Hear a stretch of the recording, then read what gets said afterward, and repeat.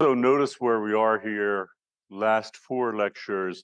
And in fact, the last two works that you have are by Henry David, or from Henry David Thoreau's Walden and Rachel Carson's Silent Spring. And we're going to actually start with Walden today. So very quickly moving to the very end of the term. Okay, one last thing.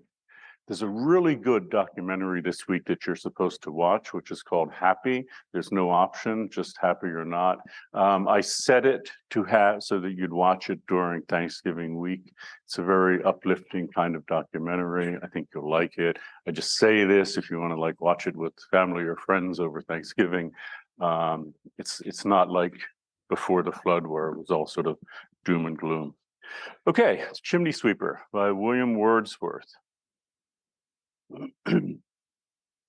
So as the Industrial Revolution picks up right here at the beginning of the 18th century, beginning of the 19th century, there are going to be a number of anti-pastoral poems. But actually, as it turns out, there was the first Chimney Sweeper's poem was written in 1635. That's not the one we're looking at. We're looking at a rather famous one written by William Blake in 1789. And what we're having here and why this is so important is pastoral was always in response to things like increased urbanization, deforestation, things like that. But here we're having a direct response to the Industrial Revolution, to technological modernity.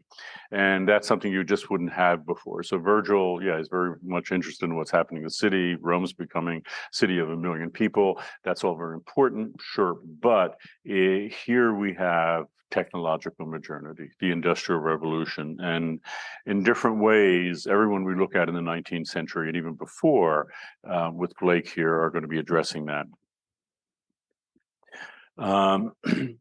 Think of this like one of Edward Burtynsky's photographs. If you remember, Burtynsky was the guy who photographed sites of environmental devastation. He was the one who had those ships being dismantled on the beach, and he went to places like Indonesia and China where there's a lot of industrialization going on, and he squarely looked at the problem brought about by industrialization, technological modernity, which is still here, alive and well, even though the Industrial Revolution's almost 3 centuries old now. Blake does the same thing, and that's what makes him somewhat different in that the pastoral works that we've looked at look at things like, wonderful pastoral scenes and how everything is wonderful and nice. We're going to see that today, even with Wordsworth and Shelley. But Blake doesn't do that. He doesn't look to an imagined nice countryside of pastoral representation. He squarely looks at a problem, and this is a big problem here. And, you've watched the film, The True Cost now. You've seen exploitation of labor as a justice issue across the planet, child labor. This was a big issue at this time, and Blake was aware of it. And it really lasted for well over 100 years, and it's only in the beginning of the 20th that you see labor laws written to protect children being written into being. And as you may know, in over a dozen states right now, there are efforts to rescind those labor laws to allow children to work. It's pretty disturbing. So in that sense, as I note here, Blake's poem, Chimney Sweeper, is sort of a predecessor to modern anti-pastoral in that it's looking squarely at the problem. What's interesting, and in different ways, Ed Burtynsky does the same thing. It's identifying the problem, and the problem that Blake identifies here is us. The reader are themselves the problem. So here's this child who has been sold into basically labor at a very young age, and my father sold me when yet my tongue could scarcely cry, weep, weep, weep. So your chimneys I sweep, and in soot I sleep. The important word there that changes everything is the word your. So that would be omitted. So chimneys I sweep wouldn't have the impact, but it's clearly drawing attention to the fact that we're the problem, whether it's individual chimneys in houses or whether it's industrial chimneys. And if you remember, I mentioned kind of in passing, but I'll repeat it here. It was in the 16th century that England suddenly got across the landscape chimneys put in, because before that people were burning wood. They often just had a fireplace in the house, meaning a place for a fire with a little opening at the end of the roof, the gable end, and people had wood burning in there. It wasn't a problem. Now, starting in the 16th century, and certainly now at the end of the 18th here, people are in places like London, where this is written, are burning coal exclusively. And so they need chimneys. The problem is the residue from the burning gets in the chimneys, and how do you clean it? And the chimneys, especially residential ones, are too small for an adult to get in. Your shoulders just wouldn't fit. So they put children on a rope and put them down in the chimney with brushes to clean the chimney. And even if the child is petrified and becomes hysterical and has flailing arms and all, it doesn't matter, because they still clean the chimney.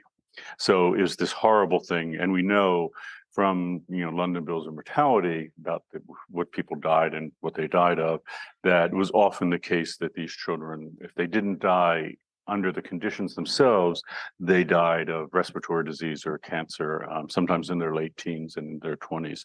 So it's a horrific problem. And increasingly, you're going to have people like Blake, poets and artists, drawing attention to these sort of problems, which are new on the scene. And to someone like Blake is just, mortifying. Just so you can see, these are the two different chimney sweeper poems that William Blake wrote.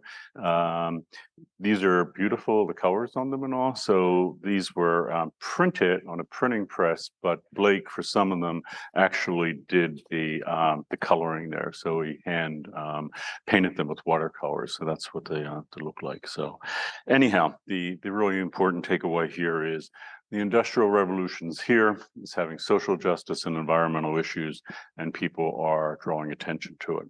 Another one would be Michael, which is, if you didn't know, Wordsworth tells you, it's a pastoral poem. So it's in the pastoral tradition. But before we jump into it, and by the way, this is coming like a decade after the chimney sweeper poem that we just looked at. But first, just curious if people had read any romantic poets like Blake, Wordsworth, Shelley, any in this period. I'm just curious if you've read them before.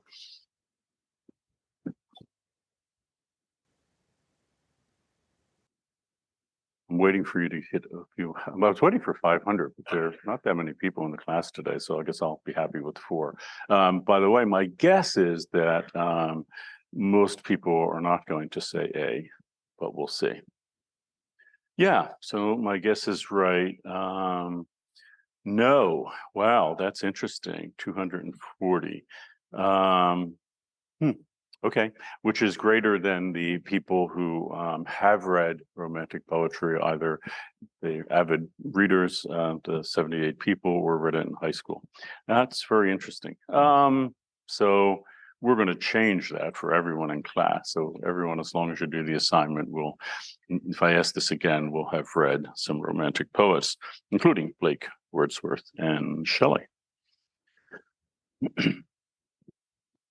So it is a pastoral poem, and it's firmly in the tradition of Virgil's first Eclogue, which we spend a lot of time. And it tells the story of a lost place. So not so different than Amelia Lanier's description of Cookham, in that, that group of women were being displaced from the Cookham estate. In this case, it's the loss of a family farm. And it is directing our attention to the endangered environment. And here, we're going to talk about that, what that is in a moment. And it's going to actually name the problem here. So we've had that, right? So the whole discussion that Meliboeus and Chivalrus have in Virgil's first Eclogue is naming the problem, why Meliboeus got kicked out of his farm. And also the description of Cookham names the problem, which is why that group of women were being kicked out of their farm. But here it's a little different now. It is over the top in its depiction of a perfect locus semina. So you get there when you're actually encouraged to sort of walk into that little valley and see it. and what was there, and now you're seeing that it's gone. But something had been there, and it was this wonderful farm. It was this sort of perfect locus comunis that's largely free of any problems. But it is endangered from without. And I don't want to be too much spoiler, but the next slide, I'll get to it. It's technological modernity. So, but in the same way that Catherine Phillips was like over the top and depicting this pastoral scene as wonderful, Wordsworth wants to do the same. Wordsworth picks up on that project that Catherine Phillips was doing in the second half of the 17th century, and now, the beginning of the 19th century, Wordsworth and Shelley and this whole group is going to do an over-the-top, celebration of country life that bears no real resemblance to the reality of country life at the time. So the problem traditionally had been, we saw this with pastoral in London, that the problem is like urbanization. And the problem was certainly with urbanization in Virgil's time. So why, again, population? So Virgil's Rome, the first Western city to hit a population of 1 million. London, a little later than this, around the year 1800, would be the first Western city to do that again, to hit a population of 1 million. So that's the problem, right? It's increased urbanization, all the problems that you have with that, disease, crime, all the things you probably equate, that some people equate with cities today. But here it's changing. It's not just that cities, and there are now a few of them, right? So it's not just the big ones like traditional ones like London, but like Manchester had just sprung up, and this is an industrial city, basically. But also we see a new problem here, which is going to be a sustained interest for writers and thinkers and kind of any observant person, and that will be capitalist modernity. That's founded on the value of wealth alone, and it's now reaching into what is imagined as this untouched countryside, this perfect pastoral locus comunis, as the family farm is no longer viable. So in the story, and if you haven't read it, I won't spoil too much, but Luke, the son of this couple who live in this perfect place, he has to go into the city because of debt that a family member has incurred. Someone has to take care of that debt. It can't be, neglected. It can get transferred at this time from family members. So someone has to go pay it off. And Luke doesn't have a good ending in the city. So no one is there to take care of the farm anymore. And the issue here is not that the city is, a problem that it kind of is, and Luke has to go there, but more we're seeing problems with, consumer culture, capitalist culture, and modernity more generally. And that's what Wordsworth wants to draw attention to here. And he basically, in a very wistful way, wants to look back to a time when everything is great and wonderful. That's that pastoral view. But then he names the problem here. And again, the problem is modernity, technological modernity, capitalist modernity. Michael is also a loco-descriptive poem, so very much in the tradition of Cooper's Hill. So I mentioned Cooper Hill starts in the 1640s, the beginning of this tradition that hadn't really existed before in a big way. This is it coming to final conclusion. So, if you take this turn, you will suppose that with an upright path, your feet must struggle in such bold ascent. So you're like walking hard to climb the mountain. Look ahead of you. There are pastoral mountains ahead of you, face to face, but courage, even though this is a hard walk. For besides the boisterous brook, the mountains have all opened themselves and made a hidden valley of their own. So the hidden valley is the perfect pastoral place. No habitation there is seen. So this is wilderness. No one is living there. But such a journey hither finds themselves alone with few sheep, with rocks and stones. So this is, he's laying this out as a pastoral place. It's got a few sheep and all, but no one's living there. And he's trying to describe it so that you can imagine what it would be like to actually make this trip into the mountains, to this hidden valley, and then find out what went wrong. So it's a perfect place, but why aren't there people living there? And I think more even than Cooper's Hill, you're seeing here this invitation to walk right into the poem, to see it as an environment. And you see the power that Wordsworth has here, because he can completely control your experience of this environment. Someone else could say it's a really, uninteresting valley and no one living there, is kind of boring, whatever. Wordsworth sets it up the way he wants to set it up, as important as valuable, and valuable that should be enjoyed, but something has gone very much wrong. So really a lot of power given to the writer there, and fully aware of it. So Shelley, we're doing 3 Romantic poets very quickly, you see. This one is a little later, so from the year 1800 to 1816, Mont Blanc by Percy Bysshe Shelley. So let's talk about this particular poem. A little background: Mont Blanc, which means the White Mountain, is the highest mountain in Europe.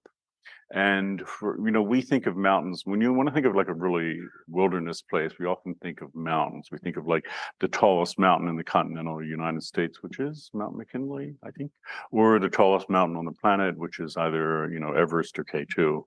Not sure which is the highest nowadays, but you think of that. You think of really remote wilderness. But if you lived in Europe at the time, they had really no idea. I mean, they had some idea of the rest of the planet, but when people, and this would be the Romantic poets, like these folks in the EU, what we call the EU now, when they imagine wilderness, they would often think about the Swiss Alps, and Mont Blanc became the icon of that.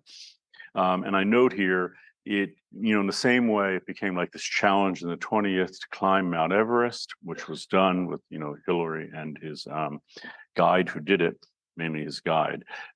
This was not climbed until 1786. So if you think about it, it's just roughly 30 years before this poem was written. It had been sort of untouched wilderness. And wilderness, I noted before in passing, but just to repeat it, etymology of the word really means wildness. What is wilderness? It's somewhere wild.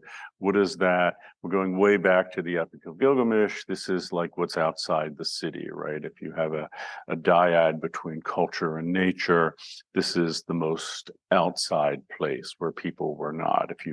It's the icon of that, because there are no people there. And if there are no people there, then there's no sort of cultural change and all. It's kind of hard for us to wrap our heads around today, because we've been pretty much everywhere on the planet, and everywhere on the planet is now touched by what we've done. So it doesn't mean that we've built like, industrial operations on Mount Everest, for example, but we now know that, in the rain and the snow that falls there and all, there are microplastics. Obviously, CO2 and other greenhouse gases are disseminated across the planet. They've changed the ecosystems there. There's no place on the planet that's been untouched by human activity, including, the very bottoms of the ocean, and all. Ocean acidification has changed both the acidity of the oceans because of CO2, and as well as temperature has risen. So, but here, there was a time before there were any changes made by human beings. And if you asked a typical, European, what's the wildest place, it would be Mont Blanc, which is why Shelley decides to write a poem celebrating wilderness.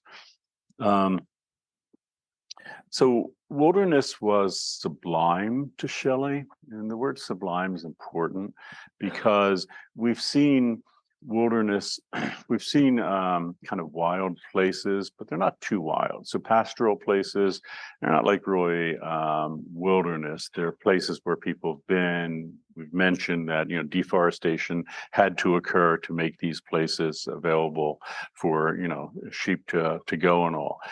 But now we're looking at a different kind of wildness, somewhere where people haven't been, and often pretty difficult to get to, and pretty scary when you get there. So we've known, like in the 17th century, there are people who wrote diaries about crossing the Alps, and they're very frightened by them. But in this period, the emotion is not fear, but sublime. And what is that? It's a fascination with the place, but also realizing that it's frightening too.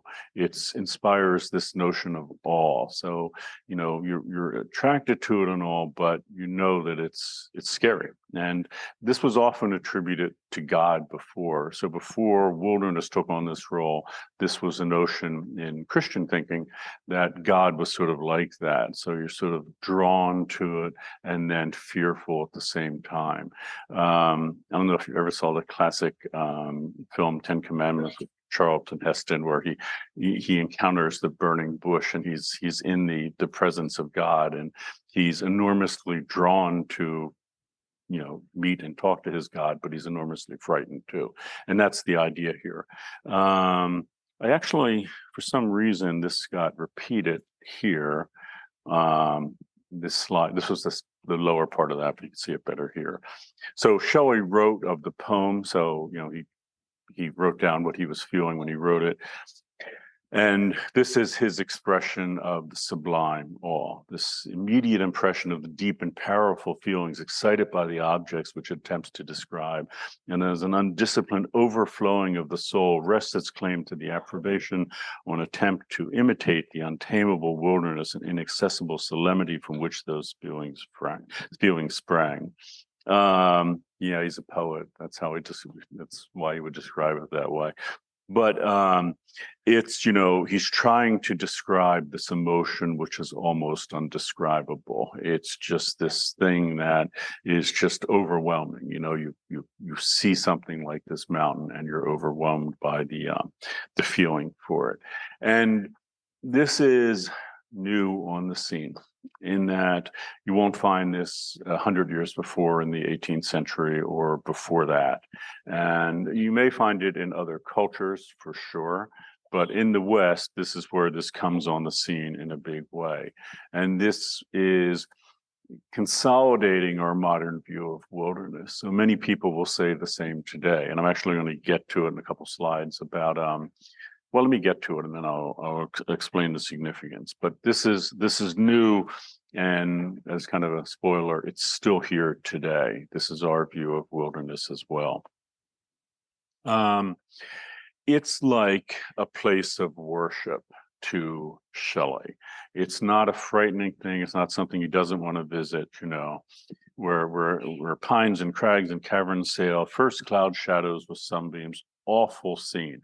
That the word awful there does not mean like awful horrible. It means awe-filled. Like you look at it and you're filled with awe. Where power and likeness of the orb comes down from the ice gulfs that gird his secret throne, bursting through these dark mountains like the flame of lightning through the tempest. Where power here is an interesting use. It's some sort of power, like a divine mystical power, is alive in this place. That is going to be that word power will very quickly kind of fall out of use, and the word nature will take its place. And it's meant to be like, if you had a few centuries before wanted to go to some place and have a religious experience, where would you go? Well, if you've been to any of those amazing cathedrals in Europe, they're designed for that. These buildings that as tall as this building inside, just amazing in scope. And it's made to, if God exists anywhere on the planet where you can go and commune with God and feel the presence of God, those cathedrals are designed to elicit that feeling. Well, now you have people like Shelley saying, if you want that feeling, if you want to get closer to God, if you want to feel this sort of overwhelming sense of being in the presence of this power, where do you do that? Yeah, don't bother with cathedrals. Go somewhere away from people, true wilderness, and that's where you can get that feeling of nature. That's a striking change when you think about the Christian traditions we've looked at, where the whole focus is on the other worldly realm, the metaphysical realm. This realm here is often considered as a place where Satan is alive and well and where sin is happening and all. But not to these people. This is a part of the earth where God is closest to. And you will have people saying in this period that, God is still here on earth. believe it or not. So God created the earth out of himself. I mentioned kind of in passing with Christianity, that's called an ex deo creation. So the idea was, how did God in 7 days create the universe? Where does he get the stuff to make it out of? Some people went for an ex nihilo, which means from nothing. He just made it poof, appear out of nowhere. But other people increasingly in this period are going to say it was an ex deo creation. It was from God. God literally took part of himself off and made the universe. The matter that it is made of is God. And where can you actually commune with that in this way of thinking? Well, you're not going to go to a city. You're not going to go to a place, encroached on by human beings, changed and modified by human beings. You want to go to a place where it's just the way God made it, and it's just still that way. And where would that be? Well, it'd be a place like Mont Blanc, the greatest wilderness in the European world of the time. So, but again, that's a striking thing, because if you think about it from the perspective of stewardship, like we saw with Amelia Lanier, of course you would want to take care of a place like that. Of course you would want to be a steward. Of course you wouldn't want to desecrate it or harm it, because that's the closest thing you can get to God on this planet. It deserves to be revered and and saved. So sorry how that happened. Let's see where we are. Sorry, we just skip forward. Yep. And the next slide. Back again. The Romantic poets then, more than anyone else in this period, transformed the concept of nature. It was not done sort of as a change in religious thinking, although it was kind of brought about by that and then caused more of that. But really, the notion that nature was something to be feared, which we saw clearly in, As You Like It with Shakespeare, how the notion that people in the forest were probably criminals and they were scary animals and all, but it's not to be exploited, feared, and it's not to be exploited either. So Shelley would be mortified by the idea that you would go to a place like Mont Blanc and set up like a mining operation of some sort. Although, as you may know, with what's happening now with the Willow Project, although it's been shut down, for decades, there's been an effort to go to kind of the last major wilderness in the United States, not in the continental United States, but in Alaska, and mine that area, set up mining there for fossil fuels, for oil. But that would be completely against Shelley's point of view. And because we've inherited Shelley's point of view, environmentalists today, and maybe you, are mortified by that idea that we would go take the last great wilderness and we have in this country and desecrate it by, setting up a mining operation there. Why do we feel that way? I don't think we would have felt that way 400 years ago, but thanks to people like Shelley, we feel it today. And so I say here in 21st century America, we've fully inherited this view of wilderness, and you'll see the Romantic poets, and you'll see it with Thoreau pretty consistently. The word nature is now going to be capitalized. So God, when God is written in the Western tradition for 2,000 years, it'll always be capitalized. So this is clear. It's not a God. It's not feeling godlike. This is God, the God. Reverence. And here nature is now taking on that. So there will be people, and coming out of this, by the end of this century, the 19th, you're going to have people like John Muir who are going to just say very clearly, this is his God. This is where God is. God created this, and this is where God resides. And we have this same sublime, awe-inspired view of nature today. That's why you have, places like Yosemite where people want to try to get closer to it, and where people are frustrated when you get there, and there are traffic jams and all to get to it. People often want to go further and further and further until you find a place, maybe like Mont Blanc. So visually, this is what Shelley is trying to describe, right? This is from a German Romantic painter. So we're often familiar with the Romantic movement. We are in English-speaking countries as being an English phenomenon, but Germany certainly had its share of Romantic poets and painters, including Caspar David Friedrich, who wrote this, which is their this Wanderer Above the Sea of Fog. And this is trying to express that feeling of sublime awe. So you have this guy, looking at these mountains. They're completely uninhabited. It's as much wilderness you can imagine. Yosemite, should be so wild and untouched by human beings. And it's a kind of a scary thing. Look where he's standing here. He's out on this crag, could fall at any moment. He should feel overwhelmed. And again, if you're out for a religious experience and trying to feel close to God, and if you feel that God is incarnate on the planet, that's probably where to go. Of course, 200 years later, there's a lot that becomes very clear about this painting. So first, if you were to draw sight lines across here at the center of the painting, you're going to get right on the guy, probably, and quite intentionally right on his heart. And okay, this is the normative European subject at the time. This is a wealthy white male. And it's clear that, he's obviously wealthy, because who else would have be able to take off work and go, hundreds of miles to a place like this. He's wealthy because of the way he's dressed. That's not the way you normally dress when you're out hiking. But again, Friedrich here wants to draw attention to the person looking there.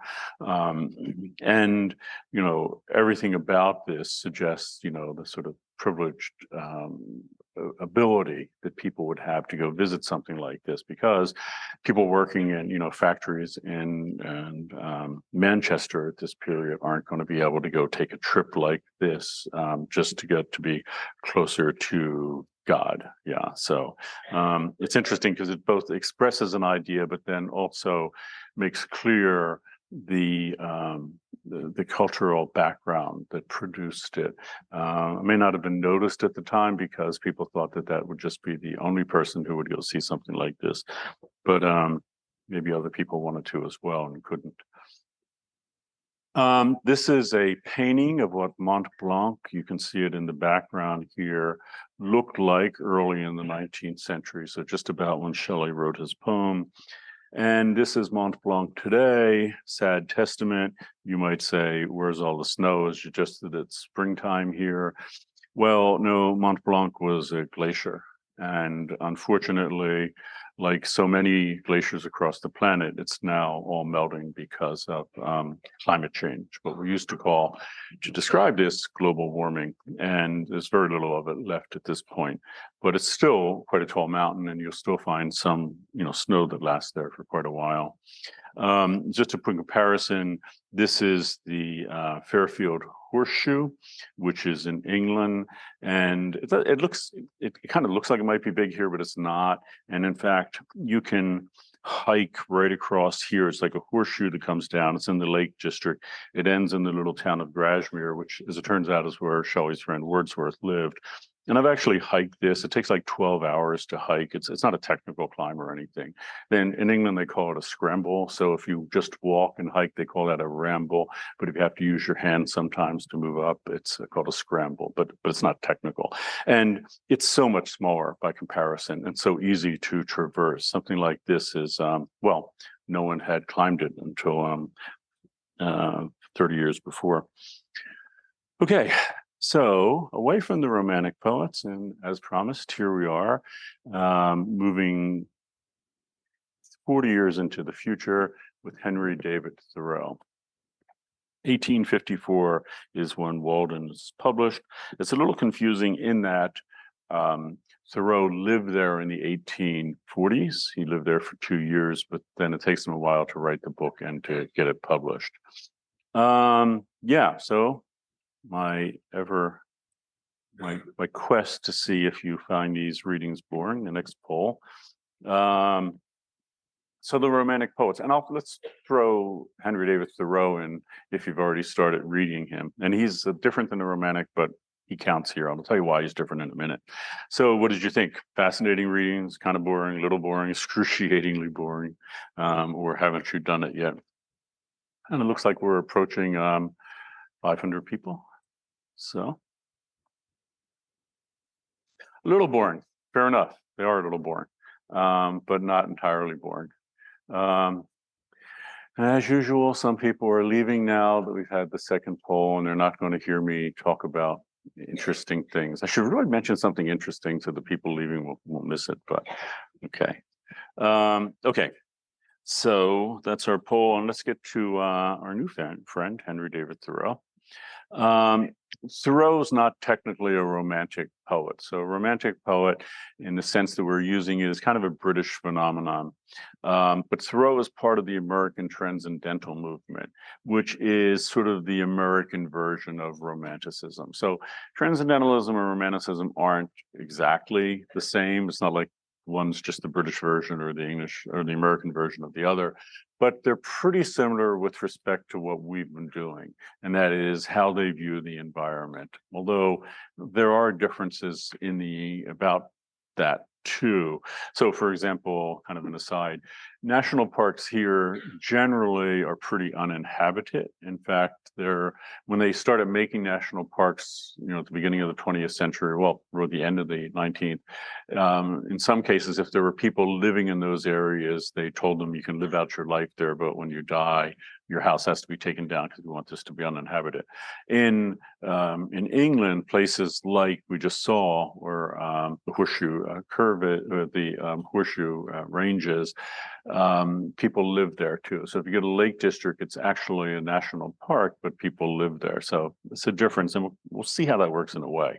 But anyhow, Thoreau is not technically a romantic poet in the British sense, but an American transcendentalist poet, and that was founded by his friend and mentor, Ralph Waldo Emerson.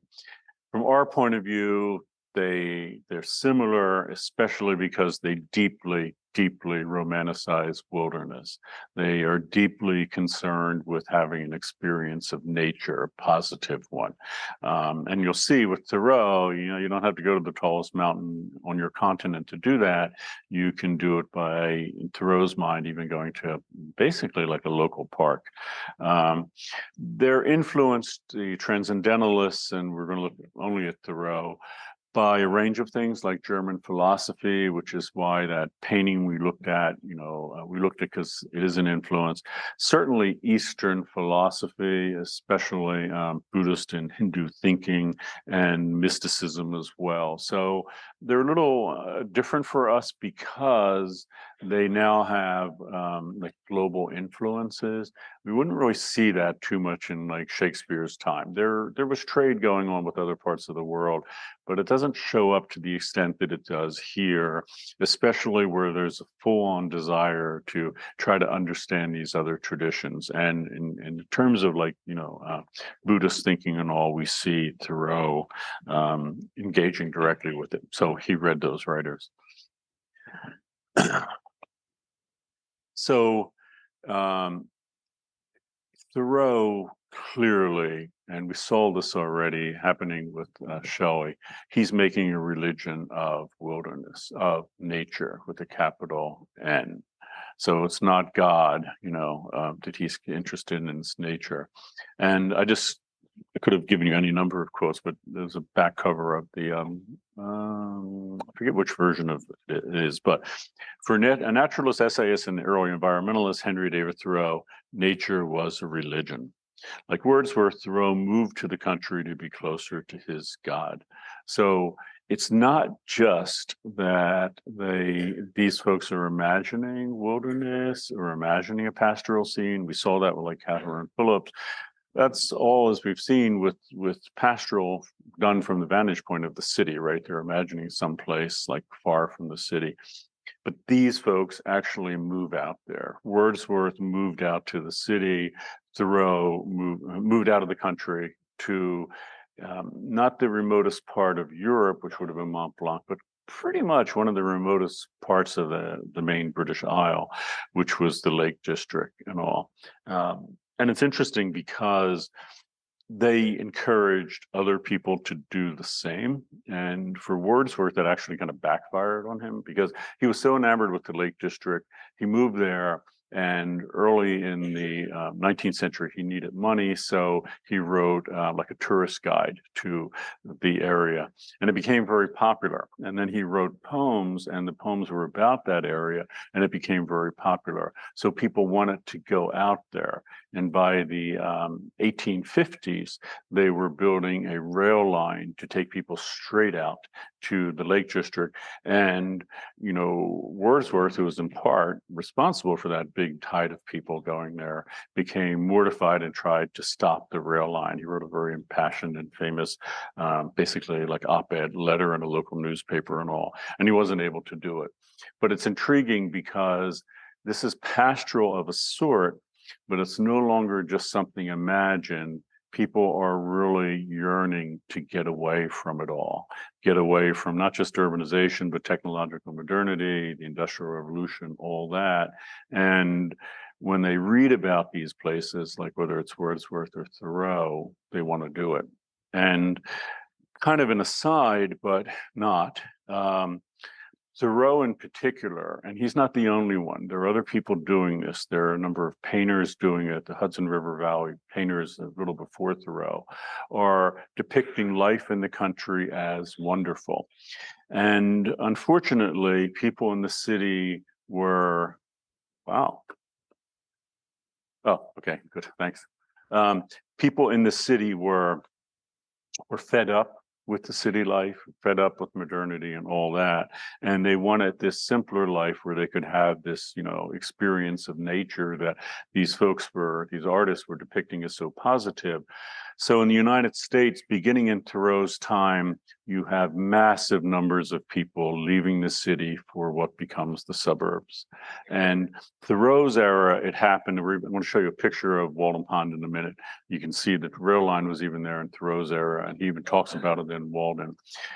They came out by train. That was the way you left the city for suburbs. You wanted to live in the suburbs. You couldn't go with the horse and buggy. It'd take too long.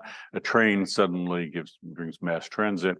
And you have things like the, quote, main line in Philadelphia, which is a whole community of suburban communities coming out of Philadelphia. That happened all over the place. As this movement continued, as writers and all begin celebrating wilderness more and more and life in the country, people do it in a huge way after the Second World War, when the car is really on the scene. They do it after the end of the First World War too, but the Second World War, where it really picks up with things like Levittown, the first kind of modern suburban tract housing developments. And it's in part because people like this have been saying, get out to the country, it's so much better. It's in part in the US because of this long history of racism, people wanting to escape the city. But it's interesting because Wordsworth and Thoreau wanted to celebrate wilderness, but in a way, both of them helped bring about the demise of what they were calling wilderness. So let me show you a little more about Thoreau.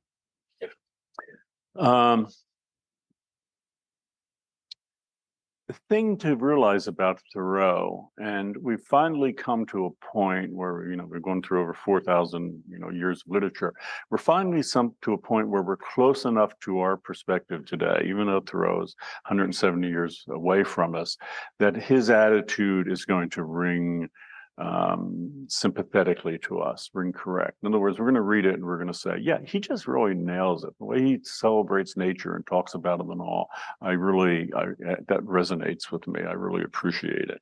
But just remember that was culturally constructed. It has only come on the scene in the last 170 years or so. Before that, nature was thought of differently. And you might also think, you know, the way these folks are imagining spirituality sounds right. In other words, if you go to a place like Yosemite or even, you know, go to the beach here on the right day, and you're going to feel closer to something bigger than you, something like maybe a divinity. That's all, at least in the West, new. That didn't exist before. And again, it might be what you think, and that's fine, but to realize that all of us are, born in cultural context and take on those perspectives ourselves. So we need to talk first in terms of privilege. Wordsworth, certainly a very privileged guy. Pretty wealthy background, really. I say relatively here. I should have said pretty darn wealthy. He attended Harvard. He's a Harvard undergrad prior to this experience. So one thing to be clear about his privilege here, he talks about making radical lifestyle changes to simplify his life. And in that sense, you've already seen this attitude with the two guys that made the minimalism documentary. They're saying, my life is too complicated. I want a simpler, smaller life. They didn't come up with this idea. In some sense, the great grandparent of the minimalism movement in the US today would be Henry David Thoreau. But to remember something that those two guys don't acknowledge, because they don't acknowledge their own privilege in minimalism, unfortunately, which many of you have picked up on your comments of the documentary. At this particular time, too, most working class individuals didn't have any choice but to live a kind of minimalist lifestyle, smaller homes, fewer things, and all. And in that sense, I mean, the minimalism movement is fine in the sense if you realize that it is a prescription for people who have a great deal of entitlement and a great deal of practices that are releasing, greenhouse gases and all. So in other words, it's minimalism movement. I think I mentioned to you that, the poorest 3 billion people on the planet have only emitted 5% of greenhouse gas emissions globally. Minimalism is not for that group of people. They are already living a minimalist lifestyle. Minimalism is for wealthy people in developed countries like the US. And it would have been great if they acknowledged that in there. So let me give you an example from Walden, and Thoreau lays it out here. He builds this cabin, and he makes a big deal about building his cabin, but he needed some wood to make it and window to make it and all. And he actually purchased an older, what he calls a shanty, from an Irish laborer named James Collins, who he mentions in the book. And after he buys it from him, he's going there to start dismantling him. And then he says, I passed him and his family on the road. One large bundle held all, their bed, their coffee meal, their looking glass, their hens, everything. So it's intriguing to think that Thoreau makes such a big deal about how modest and minimalist he lives. And certainly for most people with his degree of privilege at the time, he did. But on the other hand, here's a whole family living in a house about the size of the one he's going to build, with precious few things. They can actually, put everything in a bundle and carry it out. So, if you buy into Thoreau saying, I did this remarkable thing, in the same way, if you buy into those minimalist guys saying, I did this remarkable thing, well, yeah, but you need to realize that most people on the planet have no choice but to do that. And I just think, if you get frustrated with Thoreau or frustrated with those minimalist guys, it's because there's not an acknowledgement here of their privilege at all, in either case. But he lives in a far more modest home than Penshurst. Because remember, in Penshurst, Ben Jonson extols living in a small house. Remember, he's free of economic motivation here, though. So does Thoreau live in this small house because he has to, because he can't afford something larger? No.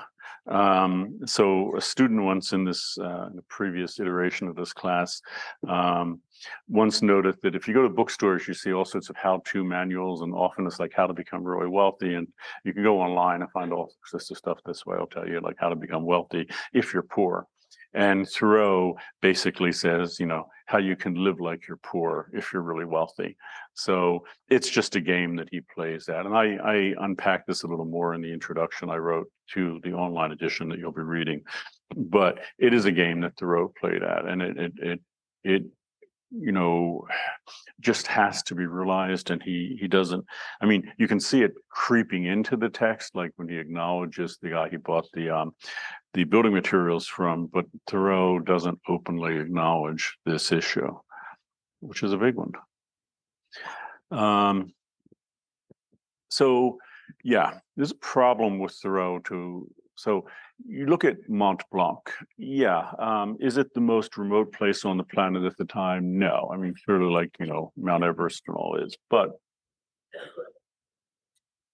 it's pretty darn remote. And I think in anyone's mind at the time, it qualified as being wilderness. Thoreau talks about living in a forest and talks about being in wilderness and how amazing wilderness is and how you should all experience wilderness and wilderness, wilderness, wilderness. And he lives a mile from the little town where he grew up, Concord, Massachusetts. Walden Pond is not way out in the middle of nowhere. It's a mile away, and it's basically like a local park that he moved into. And it just so happens that his friend, Ralph Waldo Emerson, owned a little piece of ground and said, Henry, go ahead and build your house there if you want. And also, so these are some of the issues with Thoreau. He rails against people living a conventional life in town. At the very beginning of the text, even, he talks about his Concord neighbors and all their problems being materialistic and vapid and all that. But his experiment at Walden Pond lasted 2 years, and then he went back and lived a pretty conventional life. So it's not like this was a transformative experience that changed the way he comported himself to the world. No, he did this little sojourn in quote nature, and then went back and lived like everybody else. So it's easy to be kind of put off by Thoreau for all these reasons, and I acknowledge that. I think it's important to acknowledge. You may know Thoreau, and I think a number of people have mentioned that they've read in high school that Thoreau was an early protester of slavery. And let me just go to the next slide to give you that example. He wrote this essay called On Civil Disobedience, which he wrote while he was, or right after he was at Walden Pond. It's pretty clear, I think, that he was thinking about it and putting it together while he was at Walden Pond. And then one of the first things he does when he leaves Walden Pond, he gives a talk, like a public lecture, and he lays out what became the essay Civil Disobedience. It's impossible to underscore how influential that work was. People like Leo Tolstoy, Mahatma Gandhi, and Martin Luther King Jr. all read it and all adopted and adapted Thoreau's approach. And Thoreau is basically just saying, and the next slide I'll go into a little more detail, but what he says in Walden Matters here environmentally too, he's saying, if you want to stop slavery, the way to do it is not through bloody violence. War is kind of an antiquated notion to Thoreau. Instead, he says, withdraw all support from the project. Do not give support to it. In other words, passive resistance. How would he do that? How did he do that? Kind of a modest way, wasn't very effective. He decided to stop paying taxes to the US government because the US government at this time is still endorsing slavery in the southern states. And Thoreau says, I can't support a government that supports slavery. People will take this idea, though, and I guess most famously Mahatma Gandhi, and how do you take a country like India and pull away from the colonial rule of Great Britain when Great Britain is so much superior, militarily and all? And Gandhi says you just have massive passive resistance of a whole nation, and it worked, and it got Britain out of India and then Pakistan together. And Martin Luther King, of course, probably most people know Dr. King's passive resistance movement during the 1960s and all, which was groundbreaking at the time. And again, how do you write something like these social wrongs? The traditional way had been, well, you're going to have to do it actively, violently, war, whatever. Someone like King says, no, not a shot has to be fired, at least from his side. We know that the other side acted violently against the civil rights movement, but he's reading from Thoreau. In fact, in the introduction I wrote to Thoreau, King, when he's actually been put in jail for protests and all, he reads Thoreau when he's there and rereads Thoreau because he's so fascinated by it. So let me show you how this works kind of environmentally too. Yeah, so anyhow, this is the quote from Walden. I was seized and put into jail because I have elsewhere related I did not pay a tax to or recognize the authority of the state, i.e. the US government, which buys and sells men, women, and children like cattle. So this is a typical Thoreau problem of what you make of this.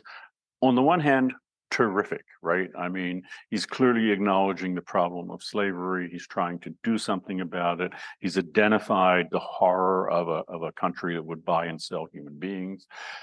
All good. But on the other hand, Thoreau wants you to be sympathetic for him for spending his night in jail. And he literally just spends one night in jail.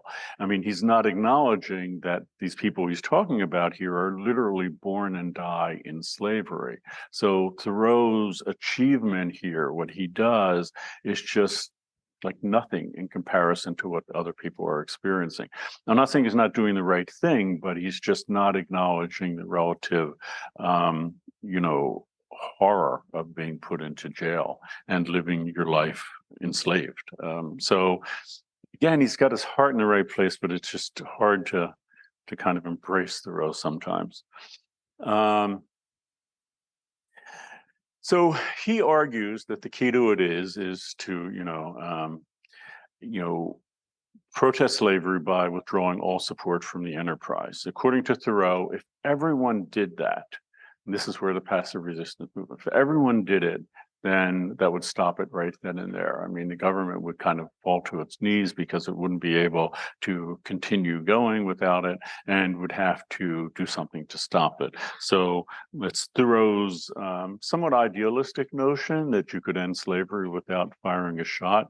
Obviously, historically, we know that it didn't work.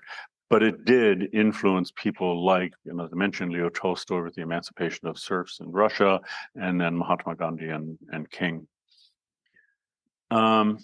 Here's an interesting something to think about, that Thoreau is similarly making a prescription here about the environment. So Thoreau is upset with mass consumerism, technological modernity, urbanization, all the things we were just talking about, and he has a solution.